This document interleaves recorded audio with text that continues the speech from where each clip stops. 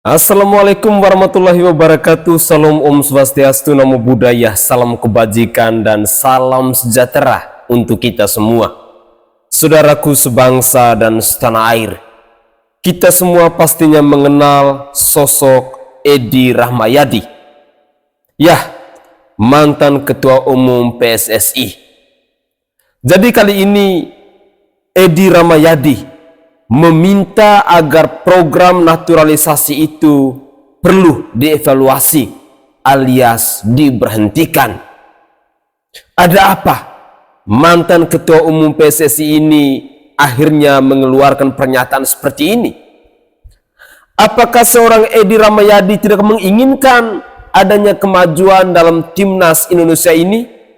Ataukah dalam tanda kutip Edi Rahmayadi ada rasa iri, ada rasa benci, ada rasa tidak suka dengan kemajuan timnas Indonesia hari ini di bawah kepemimpinan yang ketua umumnya adalah Bapak Erick Thohir dan pelatihnya adalah Sintayong. Tentu ini sangat menarik ketika kita melihat komentar dari seorang Edi Rahmayadi yang adalah mantan Ketua Umum PSSI ini. Ya, siapapun pasti akan berspekulasi liar tentang pernyataan dari Edi Rahmayadi. Tetapi apapun itu, saya ingin mengajak netizen semuanya, khususnya para pecinta bola. Mari kita tetap konsisten, kita tetap semangat, tetap menyuarakan dukungan kepada timnas Indonesia agar kedepannya mereka tetap jaya. Pakailah ilmu padi, semakin berisi semakin merunduk. Orang-orang yang saat ini sedang berkuar-kuar, sedang berusaha untuk menjatuhkan timnas Indonesia, yang tidak suka dengan pemain keturunan dan lain sebagainya, adalah manusia-manusia yang dalam tanda kutip bagi saya secara pribadi adalah tidak berkualitas dan tidak punya prestasi. Untuk lebih jelasnya, mari kita simak cuplikan video berikut ini. Mantan Ketua Umum PSSI Edi Rahmayadi minta program naturalisasi dievaluasi lagi, yang artinya dia minta program naturalisasi dihentikan karena dia merasa program ini nggak relevan lagi. Menurut Bapak Edi Rahmayadi, penduduk Indonesia ini 280 juta jiwa, dan kita menaturalisasi pemain dari negara yang berpenduduk cuma 28 juta jiwa. Sekolah-sekolah sepak bola harus diperbanyak, kalau bisa satu desa satu lapangan. Edi lebih menganjurkan kepada PSSI untuk memaksimalkan kemampuan kompetensi Ratu Tisa Destria sebagai Wakil Ketua PSSI untuk merumuskan konsep sepak bola akar rumput. Dia yakin jika konsep ini dilaksanakan sampai ke tingkat provinsi akan banyak pemain bagus yang akan dihasilkan. Tapi menurut gua, sebagus apapun konsep yang Bapak tawarkan, gua yakin realisasi di lapangan juga nggak akan semulus yang kita harapkan. Setidaknya kalau mau bagus dan memajukan sepak bola di Indonesia, bungkus dulu tuh tikus-tikus got yang ada di balik kemunduran sepak bola Indonesia ini. Kalau menurut kalian gimana, Bre? Saya justru tipe pemimpin yang mengapresiasi tim, mendorong tim supaya sukses, karena saya yakin kesuksesan saya pun karena tim saya, bukan karena saya pribadi.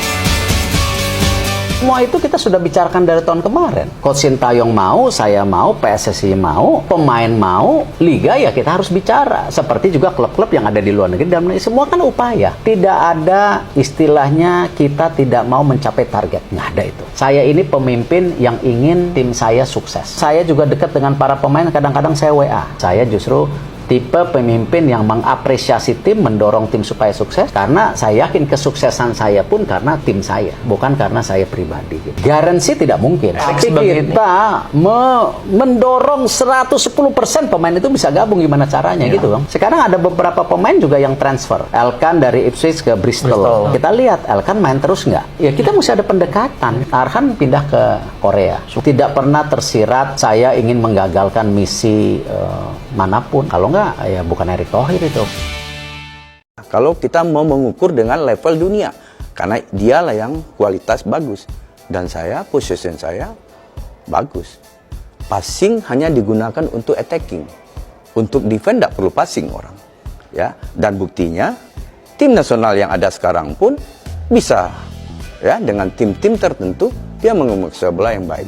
Apa artinya passing anak-anak Indonesia akan jelek kalau dia dimainkan dengan gameplay yang tidak tepat? Tetapi kalau gameplaynya tepat, bisa saja passing anak-anak Indonesia akan jauh lebih baik. Tetapi perlukah peningkatan kualitas pemain, kualitas skill, kualitas taktikal, kualitas fisik, kualitas mental anak Indonesia? Saya setuju. Ya, mau. Saya setuju sekali itu harus diperbaiki. Ya, bagi saya secara pribadi, ketika saya menilai argumentasi dari seorang Edi Rahmayadi dan Bapak Erick Thohir, tampaknya kualitas yang dimiliki oleh seorang Erick Thohir, profesionalitas yang dimiliki oleh seorang Erick Thohir, bila dibandingkan dengan Edi Rahmayadi ini, bagaikan langit dan bumi.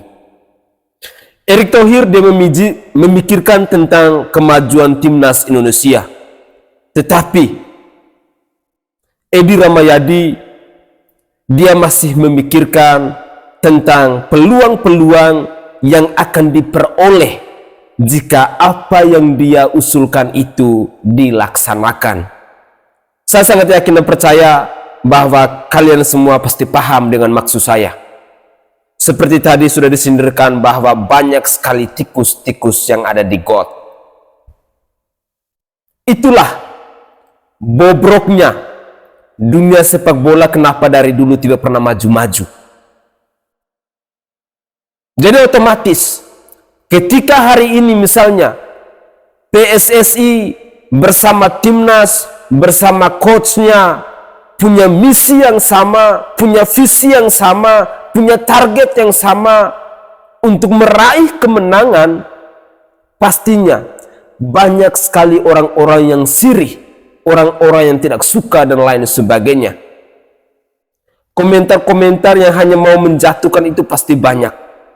Tetapi apapun yang mereka lakukan, yang punya niat mau menjatuhkan PSSI, yang punya niat mau menjatuhkan timnas, maupun yang punya niat mau menjatuhkan pelatih Sintayong misalnya, saya secara pribadi mengakui bahwa kekuatan netizen para pecinta bola di tanah air ini luar biasa.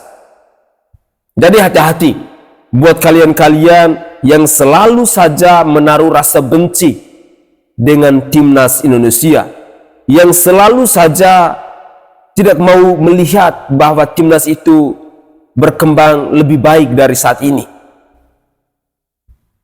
Karena bagi saya secara pribadi, saya bersyukur. Artinya bahwa ada perubahan yang begitu luar biasa yang dilakukan oleh Erick Thohir bersama Sintayong serta bersama timnas Indonesia. Dan apalagi dibarengi dengan dukungan dari pemerintah yang begitu luar biasa untuk memajukan timnas Indonesia ini. Seorang Erick Thohir ketika dia memilih atau mencari pemain keturunan dengan syarat-syarat yang begitu ketat, sama halnya juga dengan Sintayong, tentunya mereka punya agenda tertentu, mereka punya misi tertentu, mereka punya visi tertentu demi kemajuan timnas Indonesia. Kalau saya secara pribadi menilai bahwa hal-hal yang dilakukan oleh Erick Thohir bersama Sintayong dan anggota komite PSI lainnya dengan mendatangkan semakin banyaknya pemain keturunan di timnas Indonesia ini, pasti targetnya mereka adalah agar pemain-pemain di Liga 1 maupun Liga 2 kualitasnya mereka itu perlu ditingkatkan lagi. Skillnya mereka itu perlu diasah. Fisiknya mereka itu perlu diuji. Itulah kenapa Erick Thohir bersama Sintayong, mereka berusaha selagi disupport oleh pemerintah untuk mencari pemain-pemain keturunan demi membanggakan timnas Indonesia. Mari kita bersama-sama berusaha untuk berpikir positif, karena tidak bagus jika di dalam diri kita ada rasa siri, rasa benci, rasa iri dan lain sebagainya dengan segala kesuksesan yang dilakukan oleh orang lain. Mari kita lanjutkan lagi. Oh, ini kita peringkat sekian lawan peringkat sekian, sudah pasti kalah. So saya nggak terima. Artinya kita harus coba yang terbaik. Siapa tahu seri, siapa tahu menang gitu kan. Kalau nggak usah main bola. Masalah ambisius enggak, kita lawan Argentina juga dibilang ambisius. Tapi ya kita harus berani mencoba gitu. Dan apalagi kalau kita lihat dari 24 pemain yang pergi kemarin, 11 di bawah U23. Dari starter kita yang bermain ya itu 5-6 di bawah U23. Jadi ya kita mesti berani sebagai bangsa. Lawan Vietnam sangat bagus. Lawan Irak awal-awalnya banyak kekurangan di back kita. Lawan Jepang memang ya jauh lah. Ya jauh. Lawan Australia sebenarnya kita bermain bagus, tetapi yang kita mesti belajar dari Australia bagaimana setiap kesempatan menggolkan mereka dapatkan. Nah itulah yang kita bisa lihat, memang salah satu kekurangan kita juga di penyerang, ya striker atau goal getter. Nah ya memang ya kembali ya hari ini pilihannya ada Sananta, ada Rafael, ada Hoki Caraka 19 tahun. Ya kita harus beri kesempatan mereka bisa main lebih baik lagi. Jurus sakti Sintayong. Ya, saya mengikuti sepak bola Indonesia dengan sangat semangat karena baru kali ini seperti Indonesia punya chance yang cukup baik untuk masuk ke Piala Dunia. Bahkan setelah Vietnam dipermalukan Indonesia setelah bertahun-tahun, akhirnya saya merasakan timnas kita kali ini benar-benar hebat. Ya, si coach ini sangat pintar sekali karena dia mematangkan banyak pemain-pemain dari luar negeri. Ya, sebut saja nama-nama seperti Justin Hubner, Tom Haye, Ivan Jenner, Rafael Struijk, Jordi Amat, Jay Ides, Sandy Walsh, dan banyak lainnya. Jadi pemain-pemain ini benar-benar luar biasa karena pemain-pemain ini mereka perhatikan dari segi fisiknya dulu. Pemain kita fisiknya tinggi-tinggi. Bahkan netizen Indonesia mengatakan inilah tim VOC kedua atau tim Hindia Belanda. Tahun 1938 dulu, Indonesia pernah masuk ke Piala Dunia dengan tim bernama Hindia Belanda. Kejadiannya akan terulang lagi dengan coach Sintayong. Buat saya selaku orang Indonesia, saya merasa coachnya sangat pintar. Tetapi saya rasa ini akan jadi pendongkrak utama setelah nanti timnya kita berjaya. Saya yakin banyak pemain-pemain yang berdarah Indonesia asli juga akan maju ke depan. Karena persoalannya adalah tidak hanya persoalan sekarang, kita bicara sepak bola itu untuk 10 tahun, 20 tahun, 30 tahun ke depan. Indonesia akan menjadi negara emas dan tim kita akan hebat, akan masuk ke World Cup. Kita dukung terus effort dari Sintayong. Waduh, ini benar-benar sangat membuat supporter timnas rada-rada deg-degan, di mana ketika ST ditanya soal perpanjangan kontrak, ST mengatakan bahwa dia ini perlu memutuskan apakah dia akan perpanjang kontrak dengan timnas Indonesia atau nantinya meninggalkan timnas Indonesia. Ini berarti apa? Memang kalau ada niat dari PSSI untuk memperpanjang, itu belum tentu otomatis. ST harus mau juga. Ya, ST harus mau juga, dan kembali lagi, ya kita sih berharap yang terbaik untuk sepak bola kita. Kalaupun amit-amit nih misalkan ya, amit-amit deh ST nggak mau perpanjang, ya jelas penggantinya nanti harus melanjutkan pondasi yang sudah dibangun oleh ST. Itu penting sekali.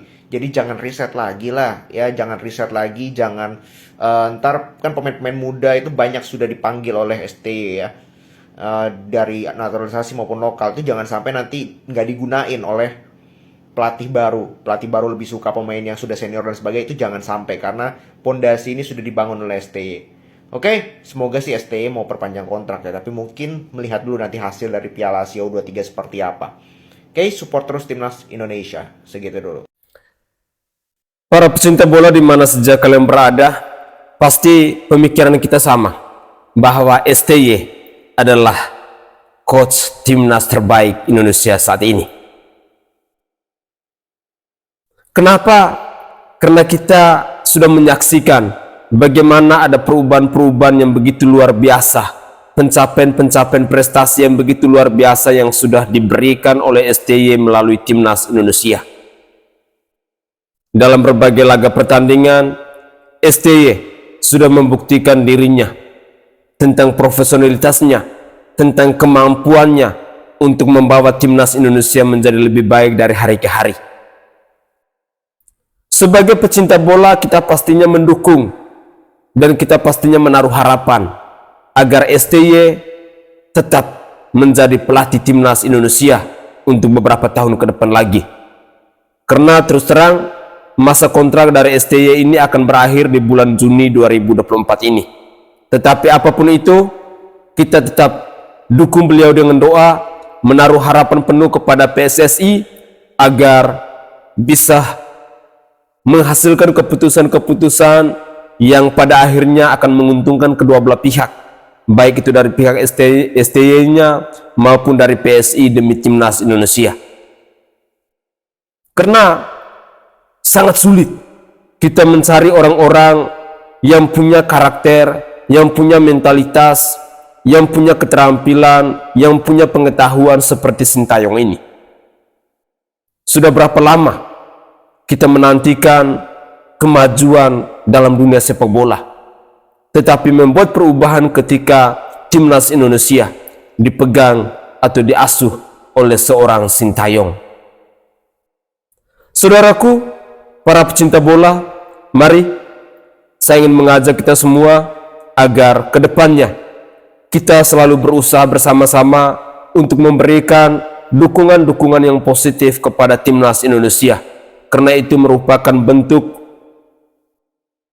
dukungan moral dari kita yang akan membuat mereka lebih semangat, membuat mereka lebih gigih lagi dalam mengasah kemampuan mereka demi membela merah putih ini. Semoga saja Sintayong tetap setia untuk mendampingi Timnas Indonesia dalam beberapa waktu ke depan ini. Mari kita lanjut lagi. Ada fakta menarik buat Timnas Indonesia yang kemungkinan kita ada peluang untuk lompat naik 7 peringkat di klasemen FIFA, ranking FIFA, kalau kita bisa melewati beberapa tahap. Yang pertama, kita harus bisa mengalahkan Vietnam, itu di GBK dan di Vietnamnya. Jadi 2 laga ini harus sapu bersih, kita harus bisa menang. Dengan itu kita bisa mengumpulkan sekitar 30,74 poin. Kalau dijumlah dengan yang sekarang, itu kita bisa dapat 1,103.40 poin. Itu bisa naik langsung 7 peringkat. Ada siapa aja di depan kita? Di atas kita itu ada Turkmenistan, itu ada Burundi, ada Filipina juga, ada Kuwait di situ, dan ada beberapa negara lagi. Jadi kalau misalkan kita bisa menang 2 kali, dia tim-tim ini nggak menang, kita ada kemungkinan naik 7 peringkat jadi ke 135. Mudah-mudahan, nggak ada yang nggak mungkin, mudah-mudahan itu bisa terwujud. Amin. Jadi ini juga bukan karena ada orang dalam gitu istilahnya yang meminta pemain keturunan tertentu untuk bisa membela Timnas Indonesia. Enggak juga. Jadi memang dipilih secara ketat. Nah, bahkan Cyrus Margono tuh kan pemain yang baru saja menjadi WNI kan, Sintayong masih belum memilih dia, padahal dia bisa saja membela Timnas Indonesia U23, tapi kan dia gak pilih. Yang dia pilih siapa, bos? Hernando Ari. Nah, ini kan sudah kelihatan nih fairness-nya. Terus apalagi yang mau kita ributkan? Apalagi? Ada yang permainannya 11-12 dengan pemain naturalisasi. Marco. Ini potongan dari podcast M. Tahir, pemain PSBS Biak dengan Akmal Mahari. Terus kata M. Tahir, terlalu banyak pemain naturalisasi di Timnas Indonesia. Ya, memang sih. Bukan naturalisasi sebenarnya. Naturalisasi itu kan prosesnya. Iya. Orang-orangnya kan keturunan Indonesia, Ya, diaspora. betul. Ya, itulah. Intinya gitu lah. Jadi kayaknya untuk sekarang jangan dibeda-bedakan lah. Mereka kan masih statusnya itu orang Indonesia juga. Orang Indonesia. Nah, kata M. Tahir, kualitas antara pemain lokal dengan pemain diaspora tersebut kualitasnya itu 11-12.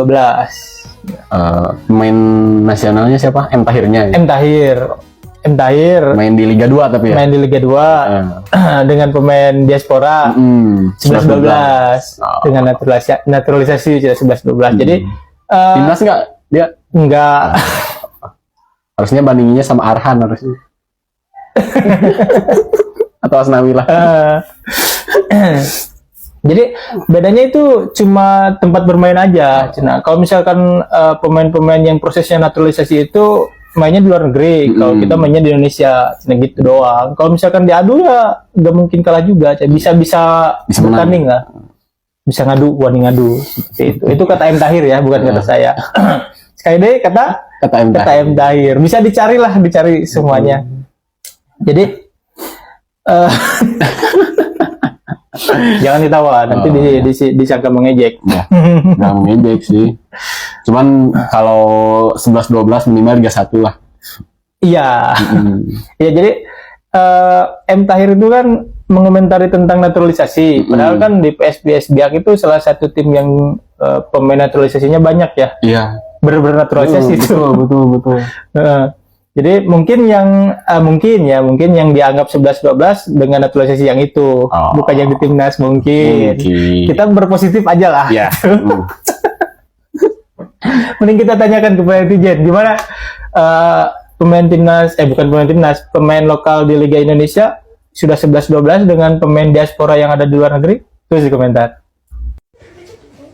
Belakangan ini heboh sekali dengan itu pengamat sepak bola ke Towel ke siapa itu ya, dia mulai permasalahkan masalah pemain naturalisasi ke apa. Anak-anak Indonesia yang sekarang sedang membela timnas Indonesia itu mereka bukan pemain naturalisasi, mereka itu anak-anak orang Indonesia yang lahir besar di luar negeri sana ya. Jadi salah kah kalau mereka kembali ke negaranya terpanggil untuk membela negara orang tuanya, salah kah? Cerewet sekali kau laki-laki satu ini, kau tidak terlalu penting buat ini sepak bola Indonesia ya. Jadi kita yang lain ini tidak usah kasih panggung, kita usah dengerin dia itu. Biarin dia gonggong-gonggong sampai dia bosan sendiri ya. Itu karena kita kasih panggung, dengerin dia ya. Manusia tahunya cuma gonggong saja. Ya, itu dengerin. Tidak penting, dia memang tidak penting. Tidak penting untuk sepak bola Indonesia ini. Itu laki-laki satu. Itu sudah. Ya, seorang Tommy Veli alias Towel ini memang tidak penting dalam dunia sepak bola Indonesia. Dengan demikian, untuk kesempatan-kesempatan berikutnya, jangan pernah memberikan dia panggung untuk menjadi komentator sepak bola. Jangan sampai pada akhirnya lagi dan lagi dia dihujat oleh netizen Indonesia. Saudaraku sebangsa dan setanah air, cuplikan-cuplikan video dari awal hingga akhir semoga saja bisa menginspirasikan diri kita agar dukungan kita kepada timnas Indonesia ini semakin hari semakin solid dan semakin kompak demi kemenangan timnas Indonesia dalam pertandingan selanjutnya. Kita pastinya merasa bangga ketika timnas Indonesia misalnya dalam laga pertandingan untuk melawan dengan negara tertentu ataupun dalam klub tertentu, mereka selalu membawa kemenangan. Itu adalah harapan terbesar kita. Namun untuk mencapai kemenangan itu biasanya kita juga harus menghargai setiap proses yang mereka lakukan. Jangan kita lebih banyak memberikan aksi protes seperti yang ditunjukkan oleh seorang M Tahir. Karena bagi saya secara pribadi, apa yang dilakukan oleh M Tahir membuktikan bahwa dirinya memang tidak berkualitas. Dirinya lebih banyak protes dan dirinya lebih cocok jadi seorang komentator, jangan menjadi seorang pemain bola. Karena seorang pemain bola yang dibutuhkan adalah kualitasnya, skillnya, keterampilannya, fisiknya dan lain sebagainya dalam mengelola bola. Bukan seperti M Tahir yang lebih banyak bacotnya. Dan saya sangat yakin bahwa bacotan dari M Tahir ini telah merugikan dirinya sendiri, sehingga pada akhirnya para pelatih ataupun para klub di Indonesia ini mereka pastinya akan berpikir dua kali untuk menerima Tahir ini untuk bergabung dengan klub-klub mereka. Karena kita ketahui bersama-sama bahwa masa kontrak si Tahir dengan PSBS Biak ini sudah selesai.